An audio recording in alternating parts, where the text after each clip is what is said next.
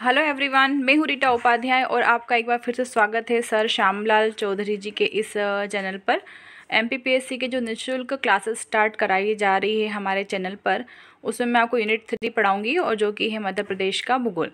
तो इसमें मैं 2 लेक्चर ले चुकी हूँ। एक में मैंने भौगोलिक स्थिति के बारे में बता दिया था और एक में आपको शेल समूह के बारे में बता चुकी हूँ। आज हम पढ़ेंगे मध्य प्रदेश के भौतिक प्रदेश के बारे में। तो डायरेक्ट क्वेश्चन एग्ज़ाम में यहीं से बन जाता है कि मध्य प्रदेश को भौतिक प्रदेशों में विभाजित किसने किया था, है ना। तो इसका आंसर क्या आएगा? एसपी चटर्जी ने मध्य प्रदेश को भौतिक प्रदेश में विभाजित किया है। वो भी कितने प्रदेशों में? 2 प्रदेशों में। कौन से? मध्य उच्च प्रदेश में और एक है प्रायद्वीपीय पठारी प्रदेश में। ठीक है, अब आगे बढ़ते हैं। अब मध्य उच्च प्रदेश जो है उसको 6 भागों में डिवाइड किया है। कौन कौन से? मालवा का पठार, मध्य भारत का पठार, बुंदेलखंड का पठार, रीवा पन्ना का पठार, विंध्याचल का पठार और नर्मदा सोन घाटी। ठीक है, तो अगर आपको क्वेश्चन आए कि मध्य प्रदेश कितने भौतिक प्रदेश में विभाजित है, तो आपको यही आंसर टिक करना है। कौन से? 6 भौतिक प्रदेश में विभाजित है। कौन कौन से? मालवा का पठार, मध्य भारत का पठार, बुंदेलखंड का पठार, रीवा पन्ना का पठार, विंध्याचल का पठार और नर्मदा सोन घाटी। अब हम डायग्राम में देख लेते हैं कि कौन कहाँ पर स्थित है। तो आप देख सकते हैं कि मालवा का पठार आपको यहाँ दिख जाएगा। ये है मालवा का पठार, ये है नर्मदा सोन घाटी, सतपुड़ा का पठार, बघेलखंड का पठार, रीवा का पठार, बुंदेलखंड का पठार और ये है मध्य भारत का पठार। तो ये हमारे 6 भौतिक प्रदेश हैं। अब हम एक एक करके सबका देखेंगे कि किसमें क्या क्या चीज़ें हमें पढ़ना है। तो सबसे पहले हम चलते हैं मालवा के पठार की तरफ। तो मालवा का पठार जो है वो मध्य प्रदेश का मध्य पश्चिमी भाग है और कर्क रेखा इसे 2 भागों में काटती है। सबसे ऊंची चोटी इसकी जो है वो है सिगार, जिसकी जो ऊंचाई है वो है 881 मीटर। इसका निर्माण कब हुआ था? तो इसका निर्माण हुआ था ज्वालामुखी उद्भेदन से। और इसकी जलवायु कैसी है? तो ये उष्णकटिबंधीय मानसूनी जलवायु वाला क्षेत्र है। कौन? मालवा का पठार। फायान ने मालवा की जलवायु को विश्व की सबसे अच्छी जलवायु बताया और राज्य का प्रमुख औद्योगिक क्षेत्र है ये। फायान ने क्या बताया था इसे? कि मालवा की जलवायु विश्व की सबसे अच्छी जलवायु है और इसके जो मालवा का पठार है इसमें प्रमुख औद्योगिक क्षेत्र स्थित हैं मध्य प्रदेश के। जैसे आप देख सकते हैं कि मालवा का जो पठार है वो इंदौर, भोपाल, विदिशा, उज्जैन, रतलाम, देवास, धार, गुना, झाबुआ, मंदसौर, सीहोर, सागर में विस्तारित है। तो आप देखेंगे इसमें कि इंदौर जो है वो प्रमुख औद्योगिक क्षेत्र है। फिर एक धार हो गया जहाँ पे पीथमपुर है, जिसे कि डेट्राइट कहते हैं। और हमारा गुना हो गया, गुना में भी इंडस्ट्रीज़ वगैरह हैं। और भोपाल हो गया। ठीक है, तो ये प्रमुख औद्योगिक शहर कहाँ पर स्थित हैं? मालवा के पठार में ही स्थित है। कभी कभी आपसे ये पूछ लेते हैं कि इंदौर किस रीजन में आता है, तो आपको टिक मार्क करना है मालवा के पठार में। अब जो मालवा का पठार है उसकी मिट्टी कैसी है? तो मालवा का पठार जो है वो काली मिट्टी का क्षेत्र है, यानी कि ब्लैक सॉइल रीजन है ये। और काली मिट्टी वाले क्षेत्र में मुख्य रूप से गेहूं व कपास की फसल बोई जाती है, इसलिए मालवा के पठार की प्रमुख फसल क्या हो जाएगी? गेहूं व कपास। अब इसकी प्रमुख नदियां अगर देखें कि मालवा के पठार से कौन कौन सी नदियां निकलती है या प्रमुख नदियां कौन कौन सी वहाँ पर बहती हैं, तो वो है शिप्रा, बेतवा और चंबल। कौन कौन सी नदियां हैं? शिप्रा, बेतवा और चंबल। ये फिर से डायग्राम आप देख लीजिए कि मालवा का पठार कहाँ सिचुएटेड है। तो ये वाला जो क्षेत्र है पूरा मध्य प्रदेश का ऊपर का कौन सा? पश्चिमी साइड के ऊपर वाला जो भाग है वो कहलाता है हमारा मालवा का पठार। अब है मध्य भारत का पठार। तो मध्य भारत का जो पठार है वो कहाँ पर स्थित है? तो मालवा के पूर्वोत्तर में स्थित है। कहाँ पर स्थित है ये? मालवा के पूर्वोत्तर में स्थित है। जैसे यहाँ देखें तो ये हमारा मालवा का पठार हो गया, है ना। मालवा का पठार ये हो गया। जैसे अगर हम इसको ऐसे डिवाइड करें दिशा में, तो ये वाला जो भाग हो जाएगा वो हो जाएगा उत्तर, दक्षिण, पश्चिम और ये है पूर्व। ठीक है, तो ये वाला जो क्षेत्र होता है वो कहलाता है उत्तर पूर्व। क्या कहलाता है? उत्तर पूर्व कहलाता है। तो मालवा के उत्तर पूर्व में, मतलब यहाँ का ऐसा भाग, तो ये हो जाएगा मध्य भारत का पठार। कहाँ स्थित है? मालवा के उत्तर पूर्व में स्थित है। अब क्या है कि मध्य भारत का जो पठार है वो विंध्यशैल समूह का भाग है और इसके उत्तर में गंगा यमुना मैदान है। क्या है इसके उत्तर में? गंगा यमुना के मैदान। क्योंकि यह जो आपको दिख रहा है मध्य भारत का पठार, ये वाला क्षेत्र, एक मिनट,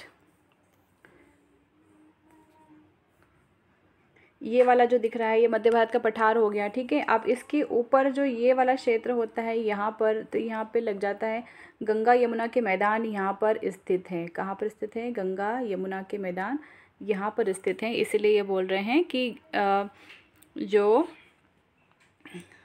मध्य भारत का पठार है उसके उत्तर में गंगा यमुना का मैदान फैला हुआ है और दक्षिण में क्या है? तो दक्षिण में दक्कन ट्रैप है, यानी कि मालवा का पठार है। अब पूर्व में क्या है? पूर्व में देखेंगे तो बुंदेलखंड नीस है। बुंदेलखंड नीस का जो क्षेत्र है वो इसके पूर्व में स्थित है और इसके पश्चिम में जो है वो अरावली की पहाड़ियाँ स्थित हैं। अब अगर देखें इसकी जलवायु, तो इसकी जलवायु है महाद्वीपीय प्रकार की जलवायु वाला क्षेत्र है ये। और इसकी मिट्टी कैसी है? तो इसकी मिट्टी है जलोढ़। मुख्य रूप से यहाँ पर जलोढ़ मिट्टी पाई जाती है और साथ ही साथ काली मिट्टी भी यहाँ पर पाई जाती है। तो फसल देख लेंगे कि फसल कौन कौन सी यहाँ पर मुख्य रूप से उगाई जाती है। तो ये है गेहूँ, ज्वार और बाजरा। और जैसे कि हमने देखा कि मालवा जो है मध्य प्रदेश का प्रमुख औद्योगिक क्षेत्र है, तो उसी प्रकार से जो हमारा मध्य भारत का पठार है वहाँ पर कुटीर उद्योगों की ज़्यादा अधिकता है। और ये एक अपर्धित भूमि वाला क्षेत्र है। जो चंबल नदी यहाँ पर जो बहती है वो बीहड़ का निर्माण करती है, जो कि डाकुओं के रहने के लिए एक उचित स्थान प्रदान कर देती है उन्हें। इसीलिए वहाँ पर अधिकतर जो है डाकू वगैरह वहीं पर बसते हैं। सॉरी, ऐसा नहीं बोलना चाहिए, पर वो बीहड़ वाला क्षेत्र है, वहाँ पर छुपने की जगह उन्हें अच्छी मिल जाती है, इसलिए थोड़ा सा वो नक्सल से प्रभावित है वो क्षेत्र, है ना। अब इस यहाँ की प्रमुख नदियाँ अगर देखें कि मध्य भारत की प्रमुख नदियाँ कौन कौन सी हैं, तो यहाँ पर चंबल नदी मुख्य रूप से बहती है, जो कि बीहड़ का निर्माण करती है, और काली सिंध नदी है, और एक है पार्वती नदी यहाँ की मुख्य नदियाँ हैं। अब यहाँ देखें कि ये देखो मध्य भारत का पठार, ठीक है, ये वाला मध्य भारत का पठार, इसके उत्तर में गंगा यमुना का मैदान हो गया। पूर्व में देखेंगे हम तो ये है बुंदेलखंड का पठार हो गया।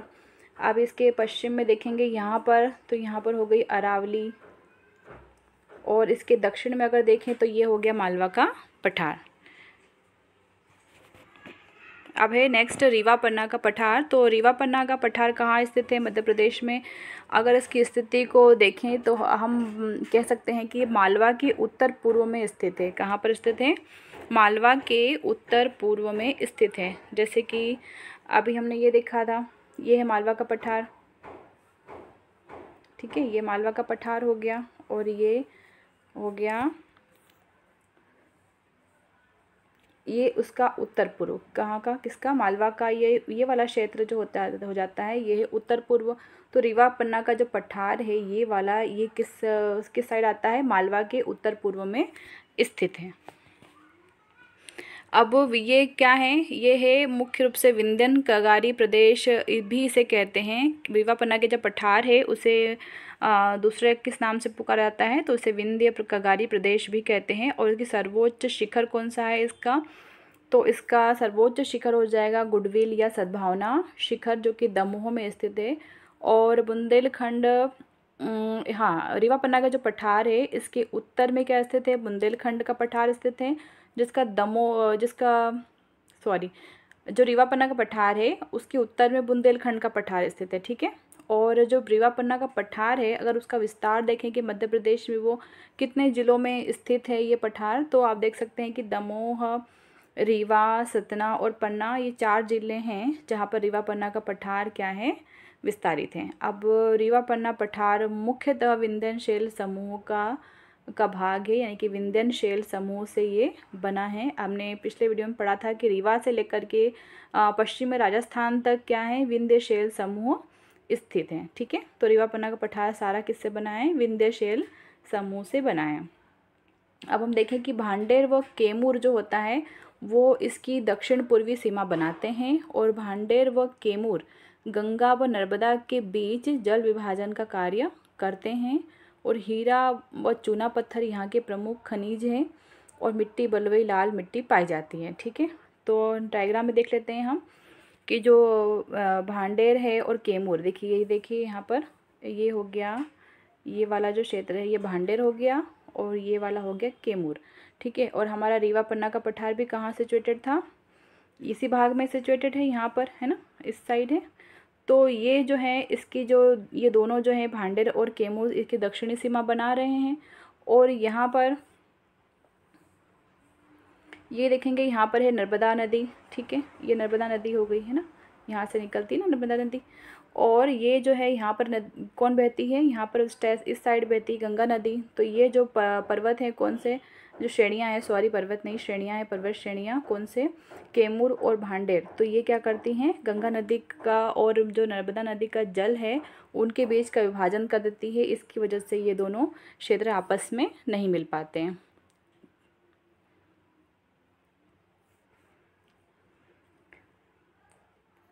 हाँ, और जो ये बताया था यहाँ पर कि क्या है, हीरा व चूना पत्थर यहाँ के प्रमुख खनिज है, क्योंकि यहाँ पर क्या स्थित है, रीवा और पन्ना जो है वो मुख्य रूप से किसका उत्पादक है, हीरे का उत्पादन करता है, इसीलिए इसे यहाँ पर मुख्य रूप से हीरा और साथ ही साथ चूना पत्थर भी पाया जाता है। अब है नेक्स्ट बुंदेलखंड का पठार। तो बुंदेलखंड का जो पठार है वो मध्य उच्च प्रदेश के उत्तर पूर्व में स्थित है। कहाँ स्थित है, मध्य प्रदेश के जो मध्य उच्च प्रदेश है, मतलब जो ग्वालियर साइड का जो रीजन होता है, भिंड मुरैना ग्वालियर जो आते हैं वो मध्य उच्च प्रदेश के क्षेत्र हैं, जिले हैं वहाँ के, और उसके उत्तर पूर्व में स्थित है बुंदेलखंड का पठार। और उसका निर्माण जो है वो आर्कियन क्रम की चट्टानों से हुआ है, और इसका विस्तार जो है छतरपुर, पन्ना, टीकमगढ़, शिवपुरी, गुना और दतिया में है। इसकी सर्वोच्च चोटी किसकी, बुंदेलखंड की सर्वोच्च चोटी है सिद्ध बाबा, और यहाँ का जो पठार है वो बुंदेलखंड रीस के रूप में जाना जाता है, और यहाँ की जो मिट्टी है वो बलुई दोमट है, और यहाँ की जलवायु जो है वो महाद्वीपीय प्रकार की जलवायु मिलती है। तो अब हम देख लेते हैं बुंदेलखंड। तो ये देखिए आपको ये सारा रीजन जो है पूरा वो बुंदेलखंड में आता है।